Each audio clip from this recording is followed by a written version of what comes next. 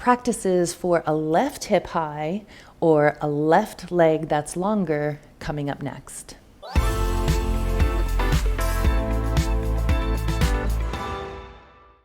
If you've been told that you have a leg length inequality, one leg is longer than the other, what that really means is that your pelvis is showing up so that you have one hip that's sitting higher than the other. I prefer to think of it this way because actually it's quite rare that the bone lengths are different. Yes, that happens sometimes, but most of the time there's something in the soft tissue that has made one hip seem like it's higher than the other, or one leg is longer than the other. If you are told you have a leg length inequality, that's what we call a dim, like danger in me. That's like, oh, that's hopeless. I have nothing I can do about that. But if you see it as a hip height inequality, and it's just something in the soft tissues, which is most of the time, now there's hope. Now there's that sense of safety that gives you some empowerment, like, oh, there is something I can do about this. Well, and there is something that you can do about it. It might take some time to be able to shift those tensional systems that have created one hip higher than the other, but there is a short practice that if you do every day is going to significantly improve and start shifting that for you. Because what happens when you have one hip sitting higher than the other, that means that your low back muscles on one side are scrunching the spine on that side, flaring it open on the other, could lead to herniated discs or a protruding disc on that opposite side, the lower hip side. It's very common for people with one hip higher than the other to have sciatica symptoms, SI joint dysfunction, low back pain, changes in their gait and the way they walk, butt pain, difficulty sleeping at night, all these things, right, that go along with it. So there's a little bit of understanding and a couple of things that you need to address, and you want to address the two sides of your body differently. What is profound about this work, about FreeBody, is that we look at what's long and what's short, and we want to open the parts that are short, and we want to strengthen the parts that are long. So when you have a hip height inequality, you need to address on the high hip side the low back muscles, quadratus lumborum, also the obliques, a little bit in the side of the belly. You need to address the inner thighs on that high hip side or the longer leg side. You also need to address the outer hip, the glutes, glute min and glute med. Here's the thing. Gluteus medius on your outer hip pulls the pelvis down toward the femur, compressing the hip joint, driving the femur more deeply into that hip joint, and it really can look like you have your other leg is longer. But it might just be that gluteus medius has pulled it down so much on that one side that your pelvis is just jacked up on the other side. So what helps gluteus medius to do that is gluteus minimus, which can lead to tension in that muscle, can lead to a whole host of problems, and like sciatica, and the tensor fascia lata TFL. So to take the confusion out for people, because this is such a common problem and something I get asked about often, like, what do I do? How do I address this? I created a program for what to do if you have a right hip high and what to do if you have a left hip high. So if you have a right hip high or your right leg is longer, you're going to get that video next. And if you have a left hip high or the left hip is long, left leg is longer, you're going to get that video. So understanding that this is a piece of the puzzle, your entire body ultimately needs to be addressed, and you want to do big movement breaks, open, free the fascia, all the things that we do here. You want to watch your posture. You want to make sure you're not like sitting with the same leg crossed over all the time. That reinforces that hip high. You want to stand with your weight on both feet. So you're going to want to look at the active posture teaching that I do, and we'll put a link to those videos down below. But if you do this practice, and it's 10 minutes a day, 10 minutes, you're going to be releasing the essential pieces that are short and then strengthening the essential parts that are held long, that have gotten weak, because long muscles get weak. And you'll be really effective in leveling your pelvis.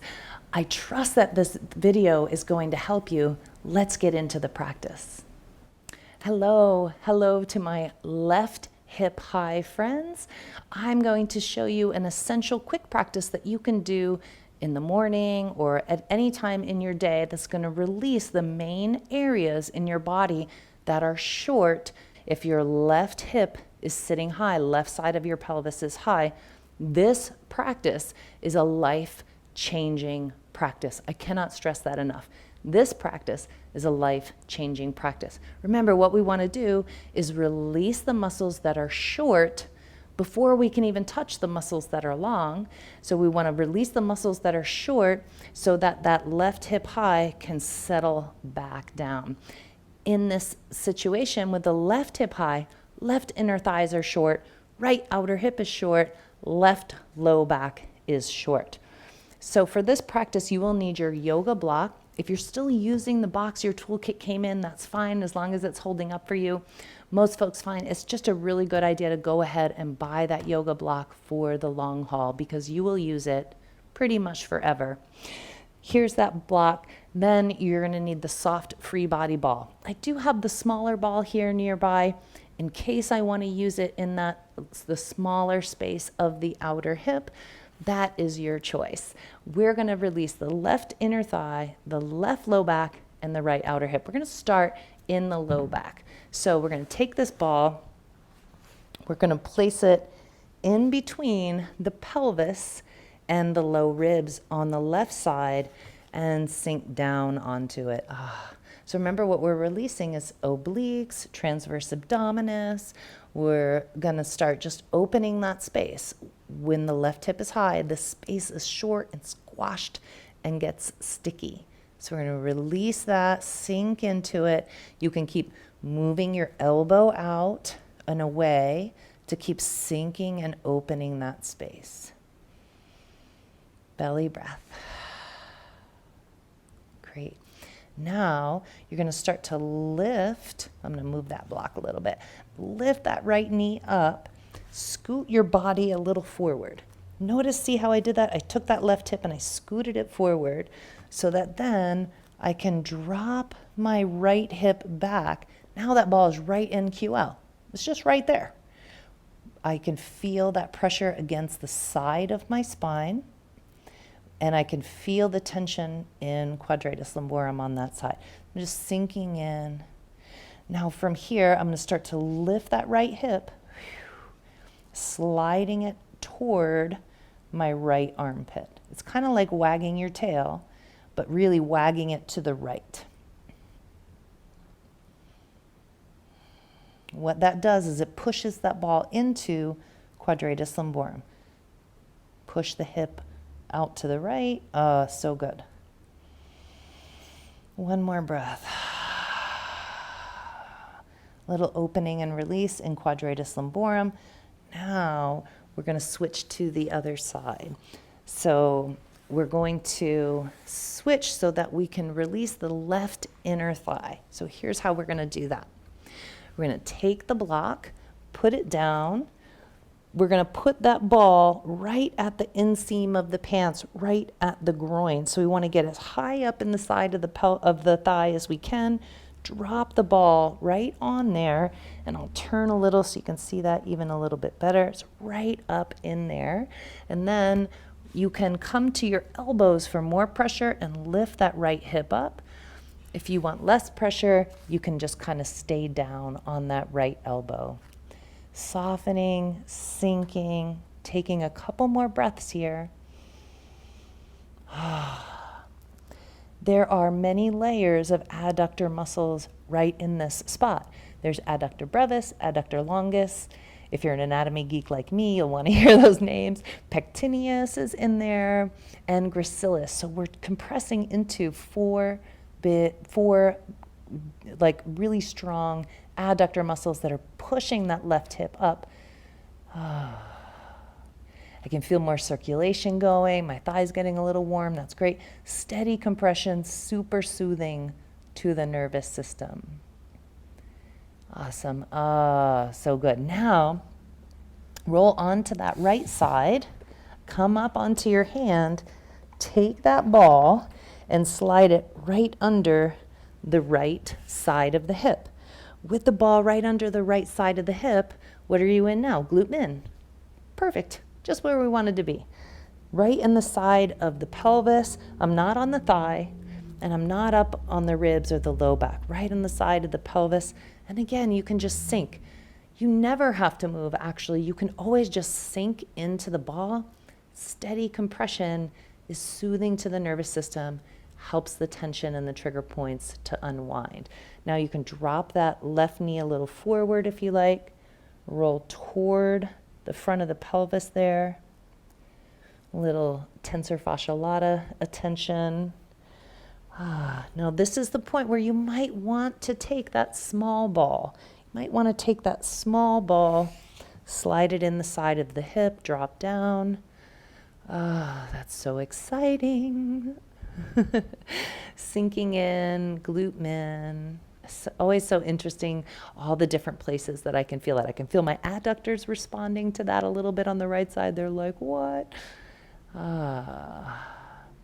You could roll a little toward the front of the pelvis, TFL. Great. We're going to move off that small ball. Soft ball back in the side of the pelvis. Knee goes up, foot goes back again. Now we're going to slide the pelvis a little forward, and we're right at the top rim of the pelvis along the back toward the SI joint. What's there? That's glute med. So you can kind of lift your butt up a little bit, go side to side, exploring that top rim of the pelvis, glute med. We also do this at the wall. Now we're going to just pick the most exquisite spot in that line, sink down onto it, and take a couple of breaths.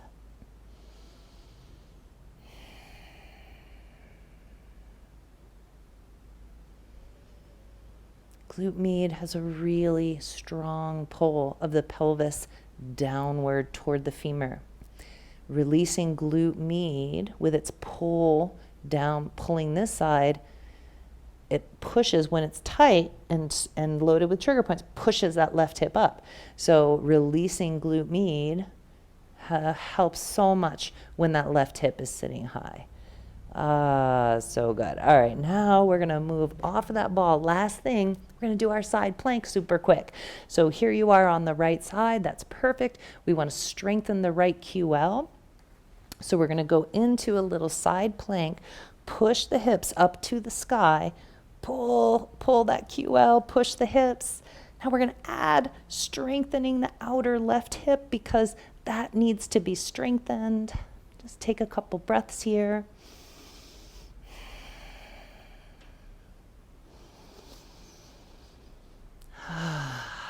One more breath. And lower. Great. Come on up. We opened up that left low back. We're just going to do a little side bend. And then a couple little twists. Gentle twist, no big deal. Staying nice and tall. Great. And that's it. That's your super essential quick practice that you can do every morning or every day or twice a day even if you want to expedite your healing process. This is the golden ticket. I'll see you next time.